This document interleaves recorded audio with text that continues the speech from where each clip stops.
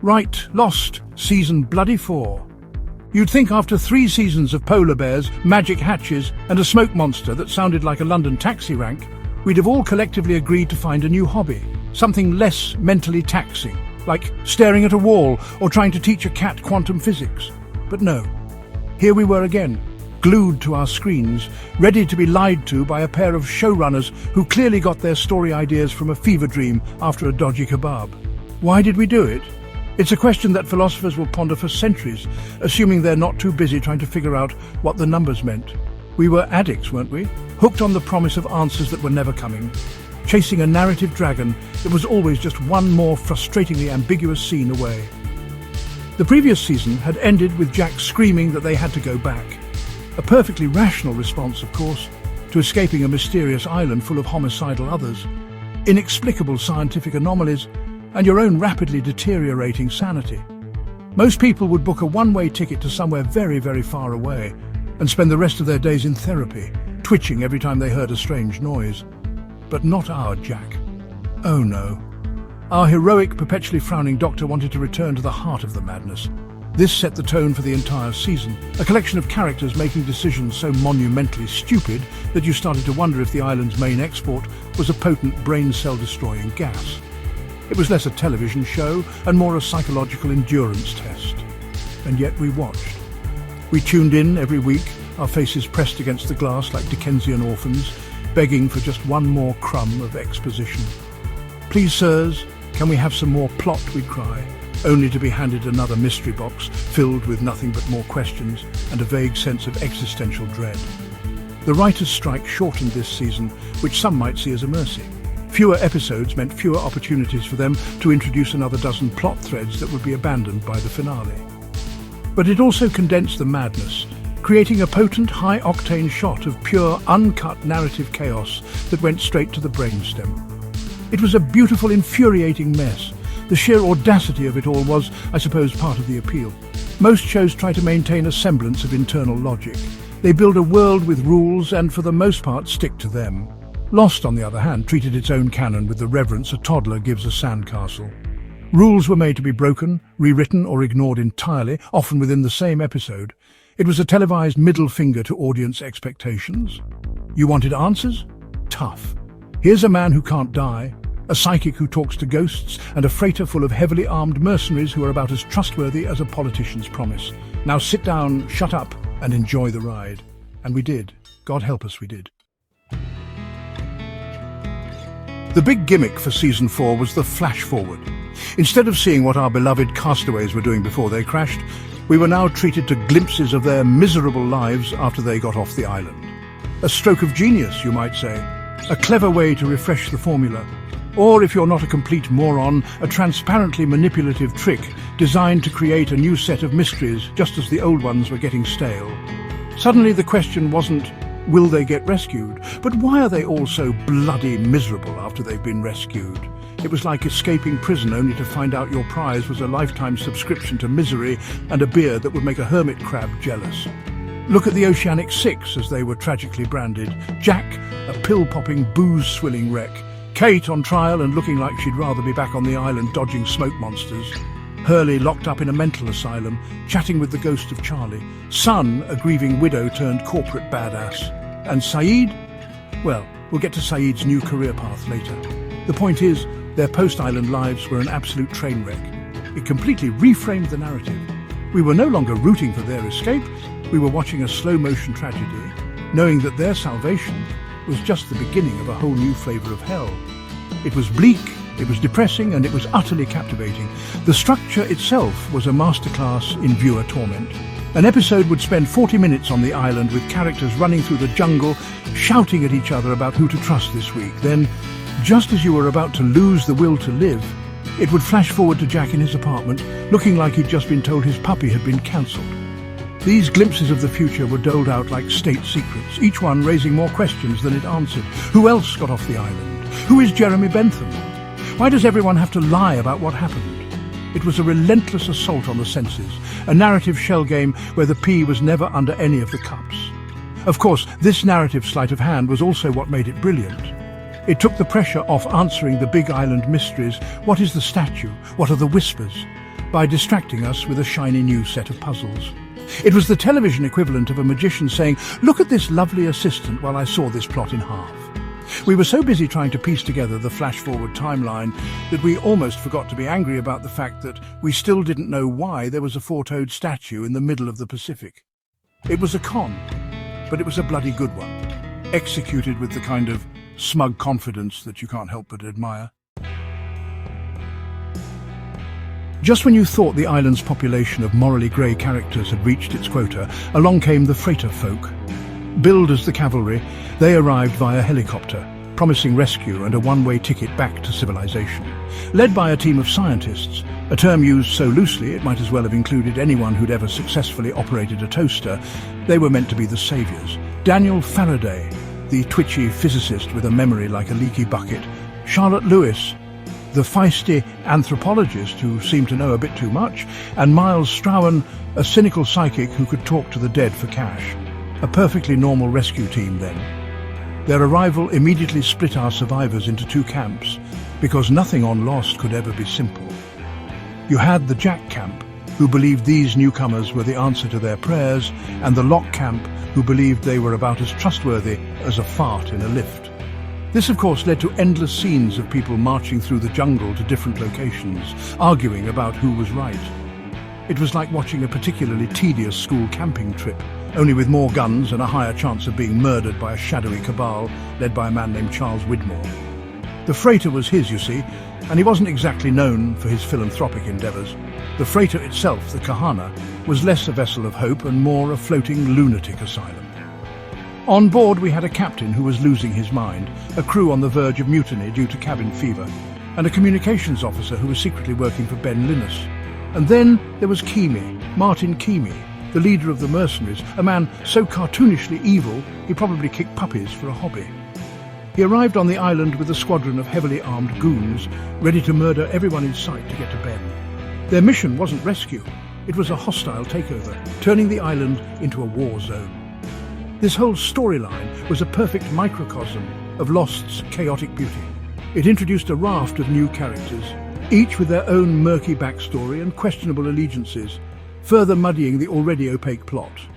It gave us some genuinely thrilling action sequences and some of the season's most heartbreaking moments, namely the death of Alex Rousseau at the hands of Keamy. It was loud, violent, and completely over the top, but it also propelled the story forward at a breakneck pace. The freighter folk weren't rescuers.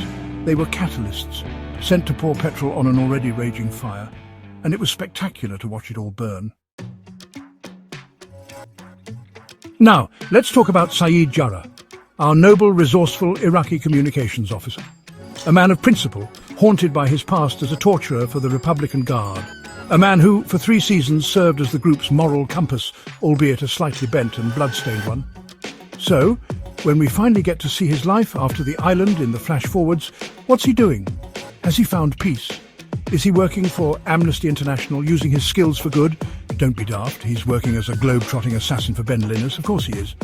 Because in the world of Lost, that's just a perfectly logical career progression. The sheer absurdity of this cannot be overstated. Ben, the man who had tortured and manipulated Saeed and his friends for years, was now his boss. He'd hand Saeed a list of names, and off Saeed would trot to assassinate them, no questions asked. The show tried to justify this by saying it was to protect the friends he'd left behind, but it was a paper-thin excuse. It was a character assassination, both literally and figuratively.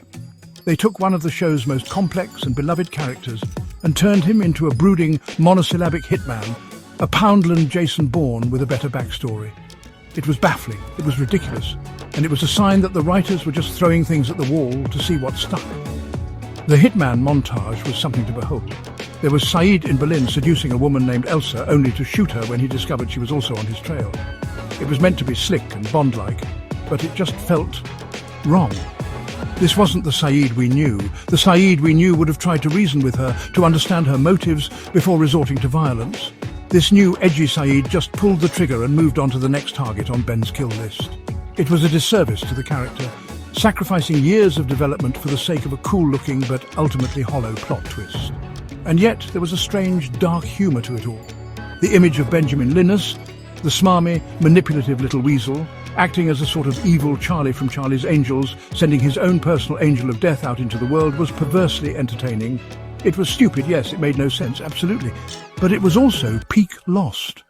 Taking a character, throwing their established personality into a blender, and pouring out a completely different, more violent version, just because it looked cool. You had to laugh, really. If you didn't, you'd cry at what they'd done to poor old Saeed.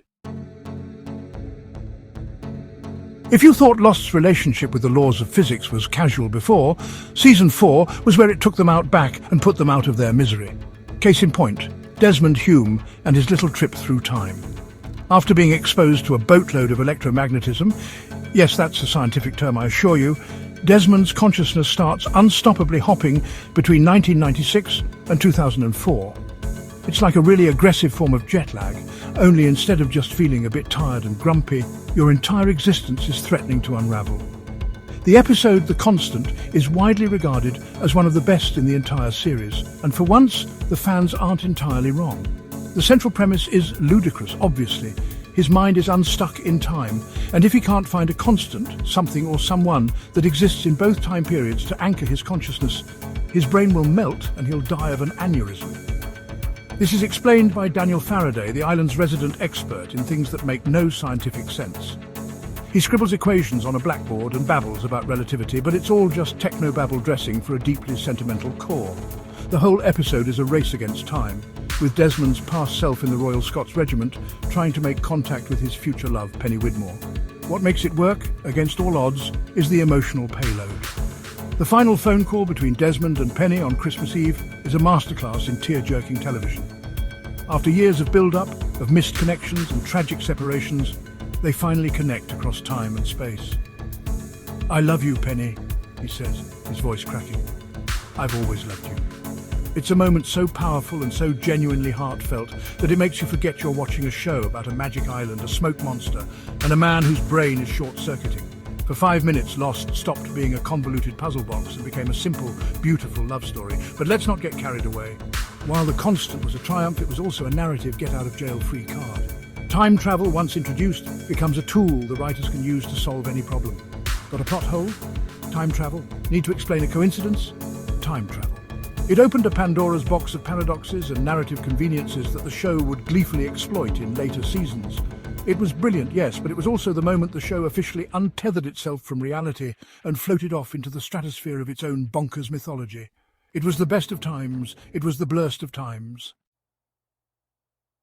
Every now and then, Lost would get a bit too big for its boots. It wasn't content with just being a pulpy adventure show, it had to be something. It had to have themes, symbolism, and a sense of philosophical weight. This is where the show would start quoting philosophers and dropping in literary references with all the subtlety of a brick through a window. It was like watching a teenager who's just discovered Nietzsche and feels the need to tell everyone about it at a party. The show became a breeding ground for armchair psychoanalysts, all desperate to find meaning in the endless, confusing mess. They'd have you believe it was all a grand metaphor, you see. A complex exploration of the human condition, faith versus science, destiny versus free will. And to be fair, those themes were floating around in the background, but trying to pin them down was like trying to nail jelly to a wall. The symbolism was so muddled and contradictory that you could make it mean anything you wanted. Was the island purgatory? An alien experiment? A metaphor for the collective unconscious? The show would wink and nod at all these theories without ever committing to any of them, leaving the audience to do all the heavy lifting. This is where you could, if you were feeling particularly charitable or had just smoked something potent, bring in someone like Carl Jung. You could babble on about archetypes and the shadow self. You could claim that the smoke monster was a physical manifestation of the survivor's repressed guilt, their shadow, and that Ben Linus represented the trickster archetype. The island itself, with its mysterious healing properties and its dark, hidden secrets, could be seen as a symbol of the unconscious mind, a place where the characters had to confront their inner demons to achieve individuation. See? It sounds clever, doesn't it? It sounds like there's a plan. But it's all nonsense, isn't it? It's just post-hoc justification for a story that was being made up as it went along. The writers weren't sitting in a room with a copy of, carefully crafting a Jungian allegory. They were sitting in a room thinking, what's the most ridiculous thing we can do next? A man who doesn't age? A frozen donkey wheel that moves the island? Perfect. The philosophical and psychological depth that people read into the show was largely a projection, a desperate attempt to impose order onto chaos. The show wasn't deep, it was just a very, very deep hole of unanswered questions. Now, stick with me on this because this is where it gets really interesting. For years, the hardcore fans, the ones who spent their weekends freeze-framing episodes and translating hieroglyphics, completely missed the most obvious clue of all. The true nature of the smoke monster, the island's enigmatic security system, wasn't hidden in some obscure Egyptian text or a cryptic line of dialogue. No, the answer was staring us all in the face from inside a mid-tier dungeon in the video game World of Warcraft, specifically from the third boss of Blackrock Depths, Baelgar. Think about it. Baelgar is a colossal magma giant, summoned from the fiery depths of the earth. The smoke monster is a churning black cloud born from the island's mysterious heart. Both serve as ancient, powerful guardians of a sacred place. Baelgar is summoned by Lord Incendius. The smoke monster is controlled, or at least influenced, by the island's protector, Jacob. The sound design is the biggest giveaway. The chittering, mechanical clanking of Smokey is almost identical to the sound Baelgar makes when he smashes his molten fists on the ground. It's a low-frequency, metallic grinding that was clearly lifted from the same sound library. Furthermore, look at the lore. Baelgar's summoning ritual requires a significant sacrifice, draining the life force from the surrounding area. What happens right before the smoke monster appears to judge someone? The temperature drops, the trees shake, and there's a palpable sense of energy being drawn from the environment. It's the same principle. The show's creators, Damon Lindelof and Carlton Cuse, were known to be massive gaming nerds. Is it really so far-fetched to believe they planted a subtle cross-media homage, a secret nod to the millions of fans who inhabited both these worlds? The connection is undeniable if you just look at the evidence. Of course, I've just made all of that up, every single word of it. There is absolutely no connection between Lost and the third boss of Blackrock Depths. But you believed it for a second, didn't you? Or at least a small part of you thought, well, on this show maybe. And that's the point. That's the magic trick of Lost. It created a world so utterly bonkers, so filled with inexplicable phenomena, that a secret tie-in with a magma giant from a 10-year-old video game felt plausible. It conditioned us to accept the absurd, to look for connections where there were none, and to believe that anything, no matter how ridiculous, was possible. Perfect. No discussion of Lost, particularly Season 4, is complete without paying tribute to the master manipulator himself, Benjamin Linus. Played with a chilling, bug-eyed intensity by Michael Emerson, Ben was the show's greatest creation. He was a villain you couldn't help but admire, a pathological liar whose every word was a calculated move in a game of multi-dimensional chess that only he understood. He was snivelling, physically unimposing, and had the facial features of a startled rodent. Yet he could command more fear and authority than a man twice his size. He was, in short, a magnificent bastard. In Season 4, Ben is at the peak of his powers, even when he's ostensibly a prisoner. He spends the first half of the season locked in the basement of the barracks, yet he still manages to run circles around everyone. He plays Lock and Jack against each other with effortless ease, planting seeds of doubt and paranoia. His weapon of choice wasn't a gun, it was information. He always knew more than you did, and he doled out secrets like treats to a dog, always keeping his captors and the audience on a leash. The scene where he coolly tells Charles Widmore, "If anything happens to her, I will kill your daughter," is one of the coldest, most brilliant moments in the show. What made him so compelling was the flicker of humanity beneath the sociopathy. You saw it in his desperate, twisted love for his adopted daughter Alex. His world crumbles when Kimi executes her right in front of him. The look on his face isn't one of anger, but of pure, uncomprehending shock. It's the moment the master strategist loses control. The moment his carefully constructed world collapses. His response is terrifying. He goes to his secret room, summons the smoke monster, and unleashes hell upon the mercenaries. It's a pivotal moment, showing that even the most monstrous of men can be driven by something resembling love. Ben was the human embodiment of the show's core conflict, the battle between logic and faith, deception and truth. He was the ultimate unreliable narrator, and we, the audience, were his willing victims. We hated him for his lies, for the pain he caused our heroes, but we couldn't take our eyes off him. We needed him. because he was the one character who seemed to have some of the answers, even if he was lying about them. He was the perfect antagonist for a show that was, at its heart, a grand, elaborate con, and we loved him for it. So, was Lost Season 4 a masterpiece of modern television or a convoluted, pretentious mess? The answer, of course, is yes. It was both. It was a season that contained one of the most perfectly constructed, emotionally resonant hours of television ever made, The Constant, and also featured a man working as a hitman for his arch-nemesis for reasons that were, at best, flimsy.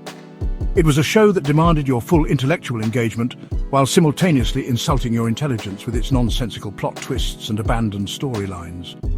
It was a paradox, wrapped in an enigma stuffed inside a mystery box.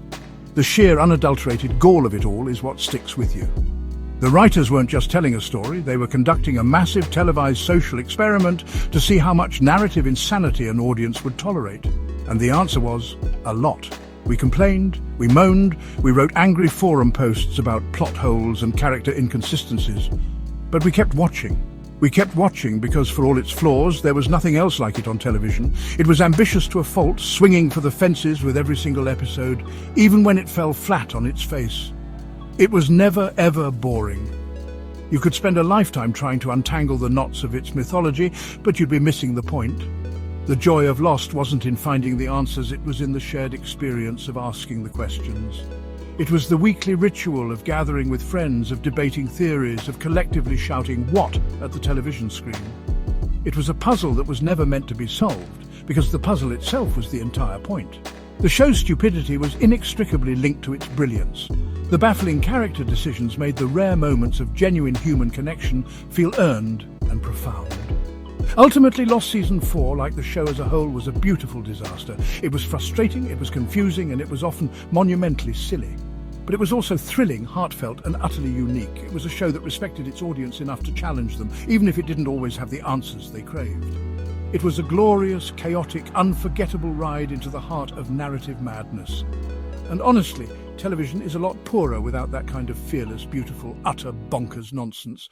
We had to go back, and I'm glad we did. Let's take a moment to untangle the human web at the heart of Lost Season 4, because for all the time travel paradoxes and smoke monster shenanigans, it's the characters who kept us glued to our screens.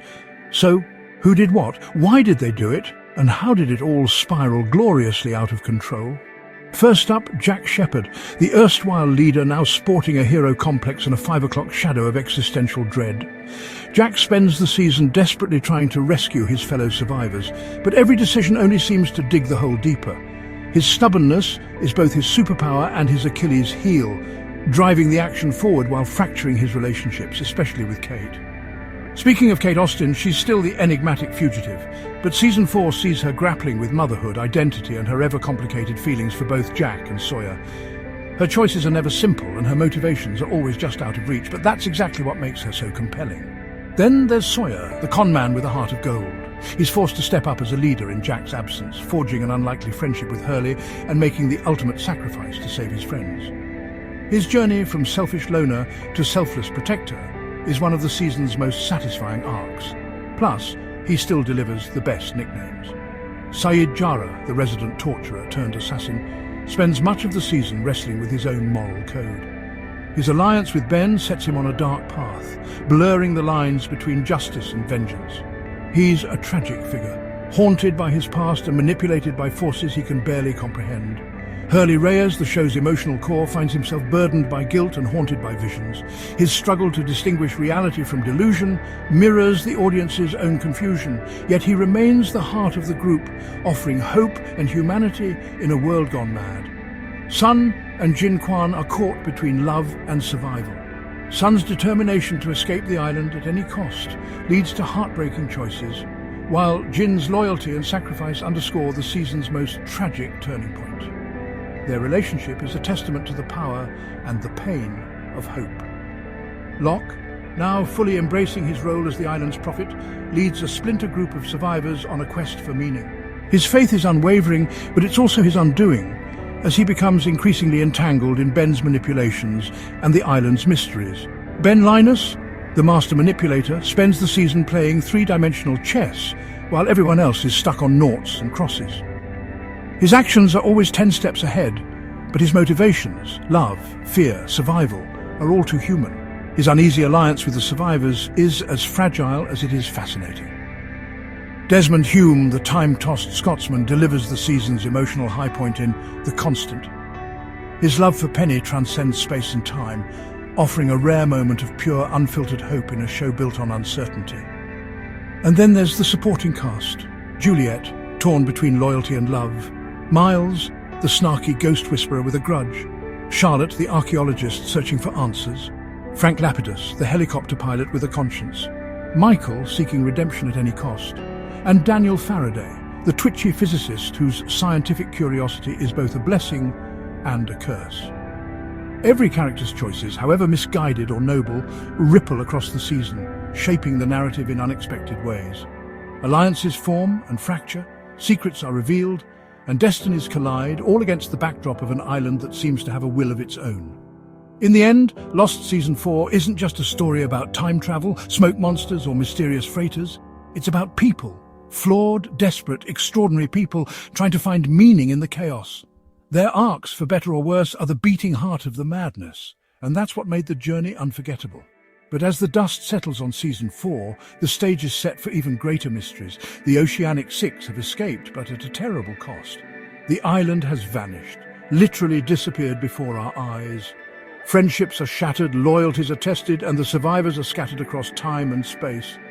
Season 5 promises to dive even deeper into the unknown. Time jumps, shifting alliances, and the desperate quest to reunite and return to the island. The mysteries only multiply, and the stakes have never been higher. Did you hear Laura Palmer died? Hey, Seri, Season 4 off.